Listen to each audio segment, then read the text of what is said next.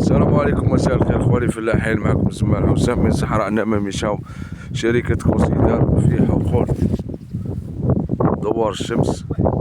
هاي عباد الشمس تورنسول، ما راكم تشوفوا رانا بصدد معاينتها وين كان فيها تعرض كبير لهجمات الديدان الليلية الرمادية دي نوكتيول دي فيرغري نوكتيول، وكانت فيها المعالجة. هنا ننبهوا برك الفلاحين انهم عند المعالجة يعالجوا انسكتيسيد مبيد حشرات ومعاه نوفيسيد يعني يقتل البيض، لانه كي تقتل لادولت اي الحشرة البالغة موراها راح تزيد تعاود تفقس، لهذا راح يبقى دوريا يدير 3 إلى 4 معالجات، وهذا مكلف. وين وصل لو برودوي تاعها لا ماتير اكتيف ميم با 200 هذيك بنزويد، وصل الليتر يدير 1.5 مليون، يدير 15,000 دينار، 1.5 مليون.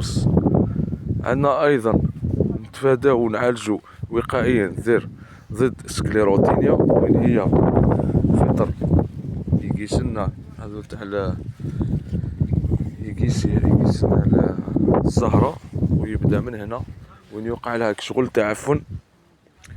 نقوموا وعلاج وقائيا، يعني من المستحسن نكون وقاية. وتشوفوا ما شاء الله متربع على بيغو تاع 40 هكتار. كما قلنا ننصحوا الفلاحين على لي فيرغري نوكتيول تكون معالجة بخلط مبيدين حشريين، مبيد يقتل البيض ومبيد اللي هو لا ميم بابيكتين هذيك بنزويد. هادو يتم خلطهم باش يتفادى المعالجات الثانية والثالثة والرابعة، وتكون نتيجة تنقص التكاليف، لأنه مرتفع سعر هذه الأدوية. المحصول ما شاء الله. كاين لي موانو ثانية الزرزور الفرخ الزوج يطاكي ويدير لي ديكا بزاف، يدير أضرار كبيرة. ننصحو ثانية باتباع برامج التسميد متوافقة مع التربة اللي عالية، اللي تكون قاعدية جينيرالمون هنا في الصحراء، أي أنه الفوسفور نعطيوها بالحمض الفوسفوريك.